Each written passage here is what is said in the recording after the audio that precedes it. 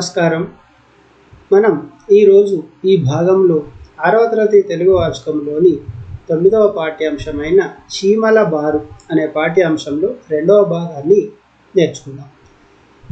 ఇంతకుముందు మనం మొదటి భాగంలో ఈ పాఠ్యాంశానికి సంబంధించినటువంటి వివరాలు నేర్చుకున్నాం. కొంత గేయాన్ని కూడా చదువుకున్నాం. ఈరోజు గేయాన్ని పూర్తిగా నేర్చుకొని ఆ గేయం యొక్క సారాంశం, ఇతర విషయాలు నేర్చుకున్నాం. మనం పాఠ్యాంశాన్ని నేర్చుకునే ముందు ఒకసారి మా ఛానల్ స్క్రీన్ పైన చూపిస్తాను, చూడండి. వెల్కమ్ టు ఎస్ఎం తెలుగు పాఠశాల. మీరు కనుక యూట్యూబ్లో ఎస్ఎం తెలుగు పాఠశాల అనే పేరుతో సెర్చ్ చేసినట్లయితే అందులో మన ఛానల్ కనిపిస్తుంది. అందులో మీకు అవసరమైనటువంటి వీడియోలు అన్నీ అందులో లభిస్తాయి. మీకు అవసరమైన వీడియోలు మీరు చూడవచ్చు. ఓకేనా? తర్వాత చూడండి. 6వ తరగతి 9వ పాఠం చీమల బారు 2వ భాగం. ఈరోజు మనం ఏం చేస్తున్నాం? 6వ తరగతి తెలుగు వాచకంలోని చీమల బారు అనే పాఠ్యాంశంలో 2వ భాగాన్ని చదువుకుంటున్నాం. తర్వాత చూడండి, ఏ పాఠం? చీమల బారు. మరి పాఠ్యాంశాన్ని రాసింది ఎవరు? కొట్లపల్లి రామారావు గారు రాశారు. తర్వాత చూడండి, ఏం పాఠం అనుకున్నాం? చీమల బారు. మరి పాఠ్యాంశాన్ని ఎవరు రాశారు?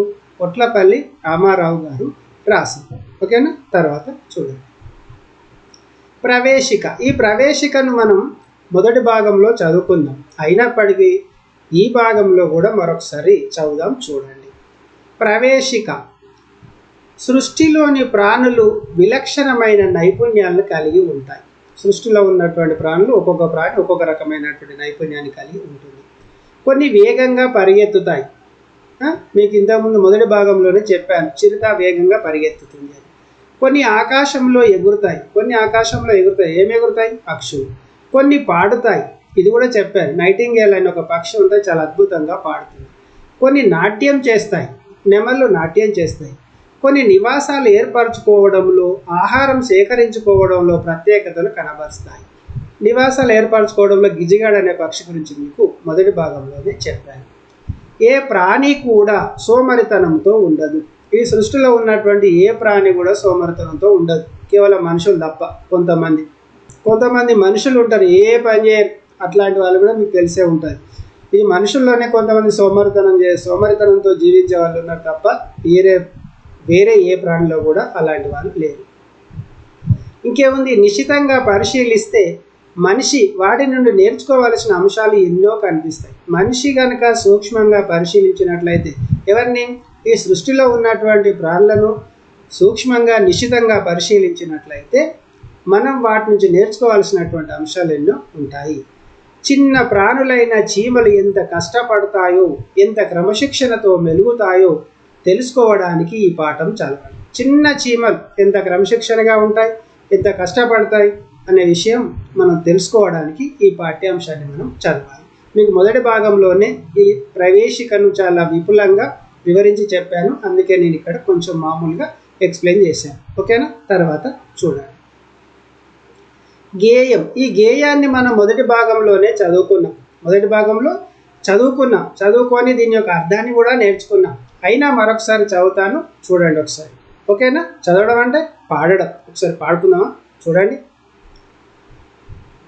ఓహో మీరెక్కడికి ఓ చిన్ని చీమలారా, ఏ సీమకు మీరే గెదరి తీరున బారుగట్టి, ఎక్కడికి సమూహం ఎక్కడికి, కయ్యానిక వియ్యానిక అయ్యారి మీరే గుటం, ఒకరి వెనక ఒకరు మిగుల ఓరిమితో పోయెదరు, ఎవరో ఈ మిము నడిపేడి ఇంగితజ్ఞులింత గనులు, ఎవరో ఒక నేత లేక ఇంత కట్టదిట్టముగా, మనుషులమే నడవలేము మరి మీ పోకడ చిత్రము, పని పాటలు లేక మీరు ప్రాలు మాలి తిరగరహో, ఎక్కడికి ఈ ధాన్యము ఎవరెల్లకు ఈ ఎగుమతి. ఇక్కడ వరకు చదువుకున్నాం. తర్వాత చూద్దాం, చూడండి. మడిమాన్యము లేదు మీకు మరి ధాన్యము సమకూరుస్తారు, కళ్ళముకొక గింజనైన కావే కొల్లలు కొల్లలు, ఏ ఏ పొలములు తిరిగి ఈ ధాన్యము గూర్చితిరి, ఎవడు చూపెక్కడ దుర్గమమైన బ్రతుకు బాట మీకు, ఈ వివేకమీ పొదుపు ఎట నేర్చితిరో కాని, ఈ శిక్షణ మనిషికున్న ఇక లేములు ఎక్కడివి. ఎవరి వద్ద చదవకనే ఈ విద్యకు నేర్చితిరి, కోటి విద్యలైన తుదకు కోటికే కదా మాకైనను, ఏమేమో నేర్వదలిచి ఎటకెటకో పోయెదము, కండ్ల ముందు ఎప్పుడు తిరుగు గనులను కానలేము గదా. ఇది గేయం, మనం చదువుకున్నాం. ఈ గేయం యొక్క భావాన్ని కూడా ఒకసారి చూద్దామా? చూడండి ఒకసారి. ఏం చెప్పుకున్నాం? ఈ భాగం యొక్క అర్థం కూడా మనం నేర్చుకున్నాం. అయినా మరొకసారి చెప్తాను, చూడండి. ఏమంటాడు? ఓహో మీరెక్కడికి ఓ చిన్ని చీమలారా, ఏ సీమకు మీరేగెదరి తీరున బారుగట్టి. అడుగుతున్నాడు చీమలు ఏమని? ఓహో మీరెక్కడికి ఓ చిన్ని చీమలారా, ఏ సీమకు మీరేగెదరి తీరున బారుగట్టి. మీరు వరుసగా లైన్ కట్టి పోతున్నారు, ఎక్కడికి వెళ్తున్నారు అని అడుగుతున్నారు. ఎక్కడికి ఈ సమూహం ఎక్కడికి, కయ్యానిక వెయ్యానిక అయ్యాని మీరేగుట. ఎక్కడికి ఈ సమూహం, ఈ గుంపు అంతా ఎక్కడికి వెళ్తుంది? కయ్యానిక వెయ్యానిక అంటే పోట్లాడడానికి వెళ్తున్నారా, ఏమన్నా పెళ్లి సంబంధాలు లాంటి ఏమన్నా సంబంధాలు చూడడానికి వెళ్తున్నారా, మీరు ఎక్కడికి వెళ్తున్నారు అని అడుగుతున్నారు. అదేవిధంగా చూడండి, ఒకరి వెనక ఒకరు మిగుల ఓరిమితో పోయెదరు, ఎవరో ఈ మిమ్ము నడిపెడి ఇంగిత గనులు. ఒకరి వెనుక ఒకరు చాలా ఓర్పుతోనే వెళ్తున్నారు. ఎవరో మేము నడిపే అంత మేధావులైనటువంటి ఇంగితజ్ఞులైనటువంటి ఆ గనులు ఎవరు అని అడుగుతున్నారు. ఎవరో ఒక నేత లేక ఇంత కట్టదిట్టముగా, మనుషులమే నడవలేము మరి పోకడ చిత్రము. ఇంకేమంటాడు? ఎవరో ఒక లీడర్ లేకపోయినట్లయితే మనుషులమే ఇంత క్రమశిక్షణగా ఉండలేము, మరి అట్లాంటిది మీరు ఈ విధంగా పోవడానికి ఇంత చిత్రంగా అనిపిస్తుంది, మీరు చాలా గొప్పవాళ్ళు అని అంటున్నారు. పని పాటలు లేక మీరు ప్రాలుమాలి తిరగరహో, ఎక్కడికి ఈ ధాన్యము ఎవరిళ్లకు ఈ ఎగుమతి. ఇంకేమంటుండు? ఏ పని పాటలు లేక మీరు వట్టిగా తిరిగారు, మీరు ఎక్కడికో ధాన్యాన్ని తీసుకెళ్తున్నారు, ఎవరిళ్ళకి ఈ ధాన్యాన్ని ఎగుమతి చేస్తున్నారు, తీసుకెళ్తున్నారు అని అడుగుతున్నారు. తర్వాత చూడండి, ఇంకా మడి మాన్యము లేదు మీకు మరి ధాన్యము సమకూర్తురు, కళ్ళముకొక గింజయైన కావే కొల్లలు. మరి మీకు మడి మాన్యం లేదు, పొలము లేదు, భూమి లేదు, ఏమీ లేదు, అయినప్పటికీ కూడా మీరేం చేస్తారు? ధాన్యాన్ని సమకూరుస్తారు, సేకరించి పెడతారు. ఎలా? కళ్ళముకొక గింజ అయిన, కళ్ళము అంటే తెలుసా? వరి కోతలు మామూలుగా ఏదైనా పంట కోసి ఆ ప్రదేశంలో వాటిని గింజలు వేరు చేసి సిద్ధం చేసేదాన్ని కళ్ళము అంట. మరి అక్కడ అట్లాంటి కళ్ళానికి ఒక గింజ తీసుకొచ్చిన కానీ కోకొల్లలుగా వస్తుంది ధాన్యము, అదే మీరు చేస్తున్నటువంటి పని అని అంటాడు.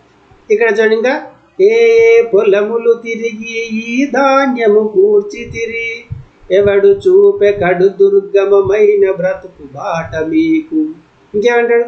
ఏ పొలాలు తిరిగిరు, ఇంత ధాన్యం తీసుకొచ్చి నిల్వ చేసిరు, కుప్ప చేసిరు, సేకరించారు, ఎవరు చూపించారు ఇంత దుర్గమైనటువంటి బ్రతుకు బాట మీకు ఎవరు చూపించారు? ఇంత కష్టమైనటువంటి ఈ బ్రతుకు బాటను ఎవరు చూపించారు? జీవన విధానాన్ని ఎవరు నేర్పించారు అని అడుగుతున్నాడు. ఇంకేమంటాడు? ఈ వివేకమీ పొదుపు ఎట నేర్చితిరో కాని, ఈ శిక్షణ మనిషికున్న ఇక లేములు ఎక్కడివి. ఇంకేమంటాడు?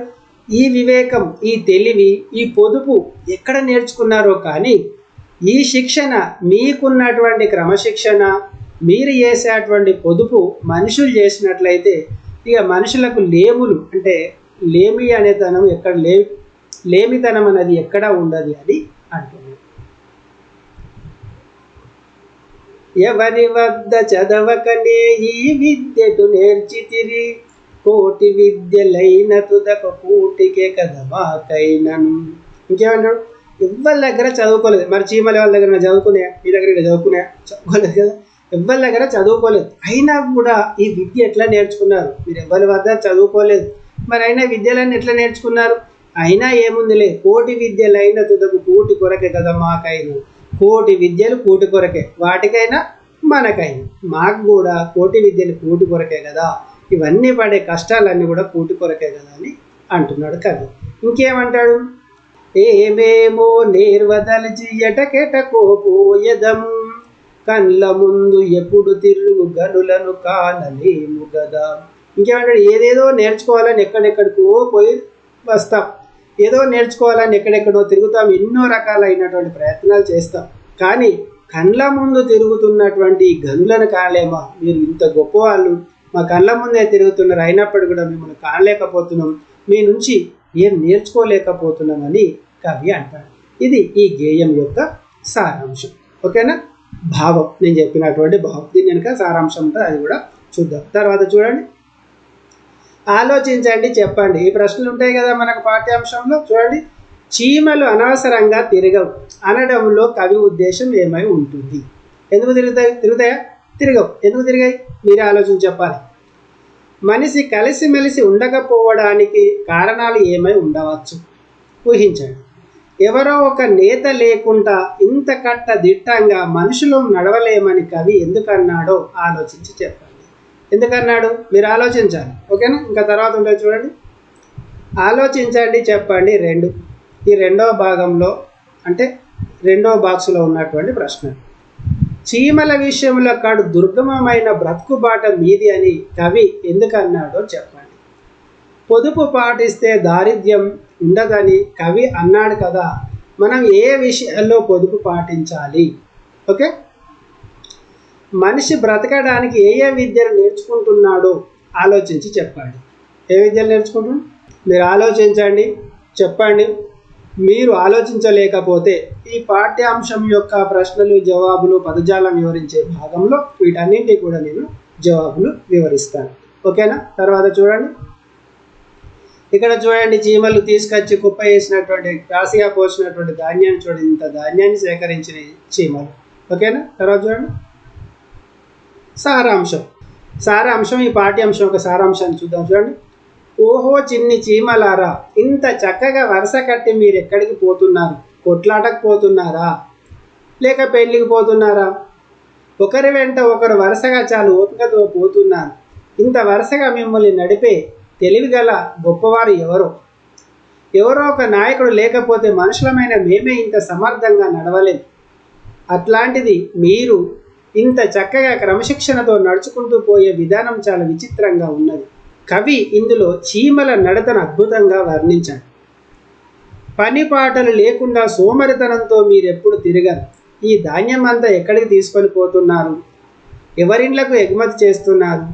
పంటలు పండించే భూములు మీకు లేవు, అయినా మీరు ధాన్యం సమకూరుస్తారు. కల్లానికి ఒక గింజ ఏరుకున్న అవే మీకు అనేక గింజలు అవుతాయి. పొలాలన్నీ తిరిగి మీరు ధాన్యపు గింజలు సంపాదిస్తారు. ఇట్లాంటి కష్టమైన బ్రతుకుబాట మీకు ఎవరు నేర్పారు?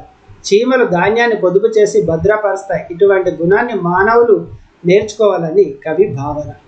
ఈ తెలివితేటలు, ఈ పొదుపు మీకు ఎవరు నేర్పారో కానీ ఇట్లాంటి క్రమశిక్షణ మనిషికి గనుక ఉంటే దారిద్ర్యం అసలే ఉండదు కదా. ఎక్కడ చదవకుండానే ఈ విద్య మీరు ఎట్లా నేర్చారు? మేమెన్ని చదువులు చదివినా ఆ చదువులన్నీ ఈ కూటి కోసమే కదా. ఏమేమో నేర్చుకోవడానికి ఎక్కడెక్కడికో పోతాం, కానీ కండ్ల ముందు తిరిగే మీ వంటి గొప్పవారిని చూసి నేర్చుకోము కదా. అంటే మనం చీమలని తేలిగ్గా తీసుకుంటాం, కానీ చీమల నుంచి మనం నేర్చుకునేది చాలా ఉందని కవి భావన.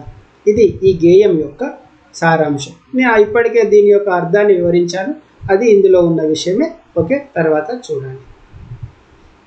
ఓకే, ఇంతటితో ఈ పాఠ్యాంశం పూర్తి అయిపోయింది. మీకు ఈ పాఠ్యాంశం నచ్చిందని అనుకుంటున్నాను. పాఠ్యాంశాన్ని చూడండి, అర్థం కాకపోతే మరొకసారి చూడండి, చూస్తే మీకు సులభంగా అర్థమవుతుంది. ఈ పాఠ్యాంశం యొక్క ప్రశ్నలు జవాబులు తర్వాత భాగంలో వివరిస్తాను. Anyhow thanks for watching my channel. ఇప్పటివరకు మీరు మా ఛానల్ చూసినందుకు మీకు కృతజ్ఞతలు. మీకు కనుక ఈ పాఠం నచ్చినట్లయితే లైక్ చేయండి, అదేవిధంగా మీ మిత్రులకు షేర్ చేయండి, వాళ్ళు కూడా చూస్తారు. సబ్స్క్రైబ్ చేసుకోండి. సబ్స్క్రైబ్ చేసుకున్నట్లయితే తర్వాత మేము అప్లోడ్ చేసినటువంటి వీడియోలకు సంబంధించినటువంటి నోటిఫికేషన్ వచ్చి తర్వాత పాఠ్యాంశాలు మిస్ కాకుండా చూసే అవకాశం ఉంటుంది. మీరు సబ్స్క్రైబ్ చేసుకుంటే తర్వాత ఈ పాఠ్యాంశానికి సంబంధించినటువంటి ప్రశ్నలు జవాబులు వివరిస్తానని చెప్పాను కదా, అవి మీరు మిస్ కాకుండా చూసే అవకాశం ఉంటుంది. తర్వాత ఏమన్నా చూడండి, question and answers in next part. తర్వాత భాగంలో ఈ పాఠ్యాంశానికి సంబంధించినటువంటి ప్రశ్నలు, వాటికి జవాబులు, పదజాలం అన్నీ కూడా వివరిస్తాను. ఓకేనా? బాయ్.